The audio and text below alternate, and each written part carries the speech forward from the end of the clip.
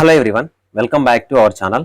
So కేరళలో MBBS admission notification కోసం registration notification release చేశారు. ఇప్పుడు చాలా మంది తెలుగు వాళ్ళు అడుగుతుంది ఏంటంటే, అన్న అక్కడ ఫీజు తక్కువ ఉందంట కదా, మేము అప్లికేషన్ చేయాలా, మా ఫ్రెండ్ చేస్తా ఉన్నాడు, లేదంటే పేరెంట్స్ ఏంటంటే మా కొలిగ్ వాళ్ళ పిల్లల కోసం చేస్తా ఉన్నారు, మేము కూడా రిజిస్ట్రేషన్ ప్రాసెస్ చేసుకోవాలా, వాటికి సంబంధించిన డీటెయిల్స్ చెప్పండి అని అడుగుతా ఉన్నారు. ఈ పర్టికులర్ వీడియోలో నేను యాక్చువల్ రియాలిటీ చెప్తాను. అండ్ ఆంధ్రప్రదేశ్ అండ్ తెలంగాణ వాళ్ళు కేరళలో ఎంబీబీఎస్ చేయొచ్చా, ఫీజు పర్టికులర్స్ ఎలా ఉన్నాయి, కట్ ఆఫ్ ఎలా ఉంది, సో ప్రాసెస్ ఏంటనేది ఎవ్రీథింగ్ ఎక్స్ప్లెయిన్ చేస్తా. మీకు ఇంట్రెస్ట్ ఉంటే వీడియోని ఎక్కడా స్కిప్ చేయకుండా చివరి దాకా చూడడానికి ట్రై చేయండి, మీకు ఒక క్లారిటీ ఖచ్చితంగా వస్తుంది. సో ప్రతి వీడియో నేను చేసేది మీకు ఇన్ఫర్మేటివ్ గానే ఉంటుంది. ప్రతి వీడియోని లైక్ చేయండి, మీ ఫ్రెండ్స్ కి షేర్ చేయండి, డిస్క్రిప్షన్ లో ఉన్న టెలిగ్రామ్ ఛానల్లో జాయిన్ అవ్వండి, ఇన్స్టాగ్రామ్ లో కూడా ఫాలో చేయొచ్చు మీకు ఏమైనా డౌట్ ఉంటే. అండ్ మీకు ఏమన్నా వీడియో చూసిన తర్వాత డౌట్ ఉన్నట్టయితే కామెంట్ సెక్షన్ లో కమెంట్ చేయండి.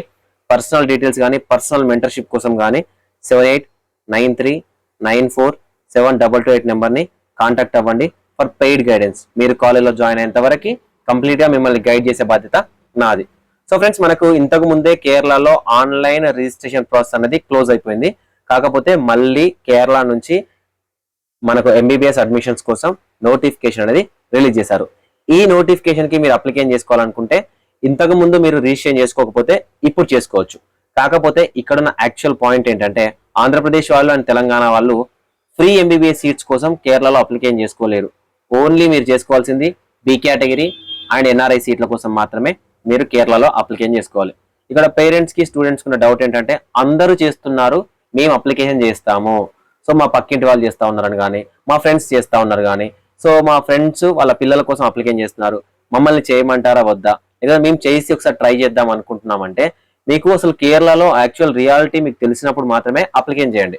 ఆంధ్రప్రదేశ్ అండ్ తెలంగాణ వాళ్ళు కేరళలో అప్లికేషన్ చేసుకోవచ్చు, కేరళలో పార్టిసిపేట్ చేయొచ్చు.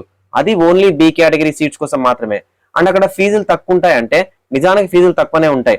కాకపోతే అక్కడ ట్రాన్స్పోర్టేషన్, అక్కడున్న హై అదర్ ఫీజెస్ ఇవన్నీ క్యాలిక్యులేట్ చేసుకొని, అక్కడున్న హాస్టల్ ఫెసిలిటీస్ ఇవన్నీ క్యాలిక్యులేట్ చేసుకుంటే తెలంగాణ ఆంధ్రప్రదేశ్ లో ఉన్న బి కేటగిరీ ఫీజుకి మీకు ఆల్మోస్ట్ దగ్గర దాకా వస్తారు. ఓకేనా. ఇంకొకటి, కేరళలో మీరు ఎంబీబీఎస్ చేస్తే ఆంధ్రప్రదేశ్ అండ్ తెలంగాణలో మీరు నాన్ లోకల్ అవుతారు పీజీకి.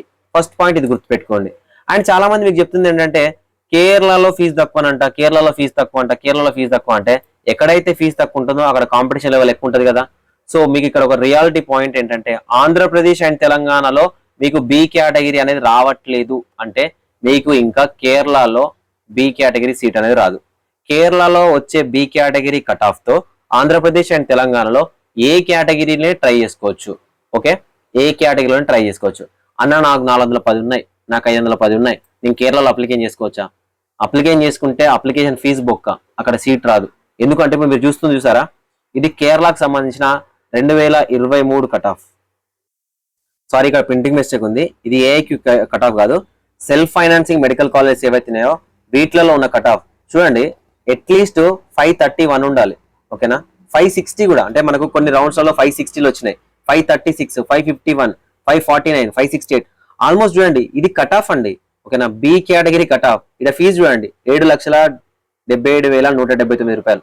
ఫీజు తక్కువనే ఉంది, ఒకనొక కాలేజ్ 8 లక్షలు కూడా ఉంది.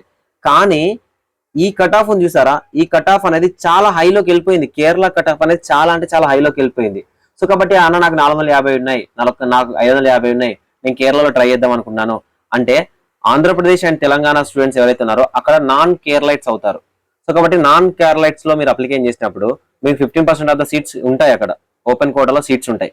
కానీ ఆ సీట్లకు అప్లికేషన్ చేయాలంటే కట్ ఆఫ్ చూడండి, 560లు, 570లు, 530లు ఈ కట్ ఆఫ్లు ఉన్నాయి. సో ఈ కట్ ఆఫ్ల కోసం కేరళలో అప్లికేషన్ చేసి ఏం చేస్తారు? ట్రై చేస్తారా? సో ట్రై చేసి ఏం చేస్తారు? సీట్ రాదు, బి కేటగిరీ సీటే రాదు. ఎందుకంటే దేశం మొత్తం చూస్తే కేరళలో ఫీజు తక్కువ ఉన్నప్పుడు అన్ని రాష్ట్రాల నుంచి అక్కడ కాంపిటీషన్ లెవెల్ పెరుగుతుంది కదా. సో కాబట్టి ఒక లాస్ట్ ఇయర్ నుంచి మనకు ఆంధ్రప్రదేశ్, తెలంగాణ నుంచి కాకుండా అదర్ స్టేట్స్ నుంచి కేరళకి వెళ్ళి ఫీజు తక్కువ ఉంది అని వెళ్లే వాళ్ళ సంఖ్య చాలా ఎక్కువగా పెరిగింది అనమాట.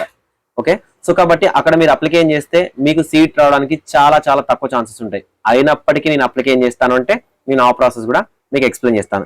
ఇంకొకటి ఏంటంటే, ఇప్పటివరకు అఫీషియల్ ఇన్ఫర్మేషన్ రాలేదు కానీ కేరళలో ఈ సంవత్సరం 30% ఆఫ్ ద ఫీజు అనేవి ఇంక్రీజ్ అవ్వడానికి ఛాన్సెస్ ఉంది అని అన్అఫీషియల్ సోర్సెస్ నుంచి ఇన్ఫర్మేషన్ ఉంది. ఇప్పటివరకు అఫీషియల్ గా ఎక్కడ రాలేదు. కానీ ఈ ఫీజు ఉంది కదా, ఈ ఫీజెస్ మీకు ఏదైతే డిస్ప్లే మీద కనిపిస్తున్న ఫీజెస్ ఉన్నాయి కదా, సో ఈ ఫీజెస్ లో అన్అఫీషియల్ గా 30% ఫీజు అనేవి ఇంక్రీజ్ అవ్వడానికి ఛాన్సెస్ అనేవి ఉన్నాయి. సో ఇవన్నీ గుర్తుపెట్టుకోండి.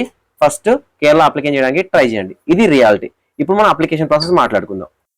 సో ఇప్పుడు మీరు చూస్తున్నది ఏదైతే ఉందో ఇది admission to professional degree courses కేరళకు సంబంధించిన అఫీషియల్ పేజ్. మీరు దీని నుంచే అప్లికేషన్ అనేది చేసుకోవాల్సి ఉంటుంది. గవర్నమెంట్ ఆఫ్ కేరళ నుంచి ఈ నోటిఫికేషన్ ఇచ్చారు. సో ఇంతకు ముందే ఆల్రెడీ మనకు కేరళ రిజిస్ట్రేషన్ స్టార్ట్ అయింది. చాలా మంది రిజిస్ట్రేషన్ చేసుకుని ఉంటారు. సో అందులో కేరళ వాళ్ళు ఉంటారు, నాన్ కేరళైట్స్. సో కేరళలో పుట్టితే వాళ్ళ పేరెంట్స్ కానీ ఒక స్టూడెంట్ కానీ పుట్టితే అక్కడ డైరెక్ట్ గా కేరళకు సంబంధించిన లోకల్ స్టేటస్ ఇస్తారు. నాన్ కేరళైట్స్ అంటారు. ఆంధ్రప్రదేశ్ అండ్ తెలంగాణ వాళ్ళు అక్కడ అప్లికేషన్ చేస్తే నాన్ కేరళైట్స్ అంటారు. ఇప్పటి వరకు చాలా మంది రిజిస్ట్రేషన్ చేసుకున్నారు ఆంధ్రప్రదేశ్ నుంచి తెలంగాణ నుంచి ఎవరో చేస్తున్నారని మేము చేసుకుంటున్నామని చేసుకున్నారు. సార్ మేము పార్టిసిపేట్ చేస్తాం, అక్కడ ఫీజు తక్కువ. ఫీజు తక్కువే కానీ కాంపిటీషన్ అనేది ఆ లెవెల్లోనే ఉంటుంది. సో ఆ మార్క్స్ వస్తేనే మీరు అక్కడ కాంపిటేట్ అవ్వడానికి అవకాశం ఉంది. లేదు సార్ మార్క్స్ తక్కువ పర్లేదు, మేము ట్రై చేస్తాం, ఒక ట్రయల్ వేస్తాం, మీరు అక్కడికి వెళ్ళి ట్రై చేస్తాం చూస్తాం అని అంటే అది మీ ఇష్టం. సో మీరు ఇప్పటి వరకు అప్లికేషన్ చేసుకోకపోతే ఆన్లైన్ లో అప్లికేషన్ చేసుకోవచ్చు. ఆల్రెడీ అప్లికేషన్ చేసుకున్న క్యాండిడేట్స్ ఎవరైతే ఉన్నారో వాళ్ళు సో చెక్ చేసుకోండి, మీ అప్లికేషన్ స్టేటస్ ఎలా ఉందని చెక్ చేసుకోండి. ఎడిట్ ఆప్షన్ కూడా ఉంది, ఆ ఎడిట్ ఆప్షన్ కూడా చెక్ చేసుకోవచ్చు. సో కొత్తగా అప్లికేషన్ చేసుకునే వాళ్ళు www.ce.kerala.gov.in అనే అఫీషియల్ వెబ్సైట్ లోకి వెళ్ళి 9th June 2024 6 PM లోపు మీరు అప్లికేషన్ అనేది చేసుకోవాల్సి ఉంటుంది. సో కంప్లీట్ గా ఫ్రెష్ అప్లికేషన్, ఓకేనా, కీమ్ 2024 ఉంటుంది. సో ఇది ఫ్రెష్ అప్లికేషన్ అయితే చేసుకోవాలి. దీనికి సంబంధించిన అప్లికేషన్ ప్రాసెస్ ఏంటనేది మీకు ఆన్లైన్ లో చాలా వీడియోస్ అవైలబుల్ గా ఉంటాయి. Almost Andhra Pradesh and Telangana students interested candidates ఎవరైనా ఉంటే ఆ ప్రాస్పెక్ట్ సంబంధించి కూడా డిస్క్రిప్షన్ లో ఉన్న టెలిగ్రామ్ గ్రూప్ లో నేను పోస్ట్ చేస్తాను. సో అంతేగాని కేరళ అప్లై చేస్తాం అంటే కేరళకు సంబంధించిన కౌన్సిలింగ్ ప్రాసెస్ అనేది మనం చేయం. ఓకే, మీకు ఇంట్రెస్ట్ ఉంటే సెల్ఫ్ గానే మీరు చూసుకోవాల్సి వస్తుంది.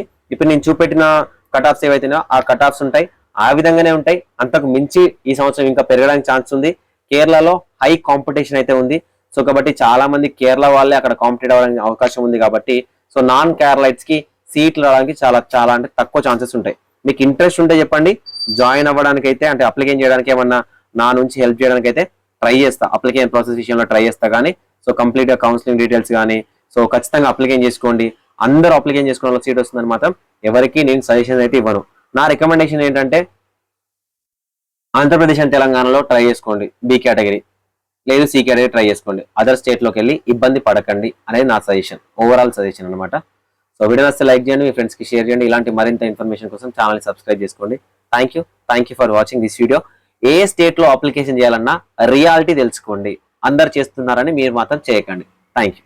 సో ఇది నా సబ్స్క్రైబర్ చెప్పాలనుకున్నాను, అందుకే వీడియో చేశాను. ఏదన్నా మీకు నచ్చకుండా మాట్లాడితే sorry. Thank you so much.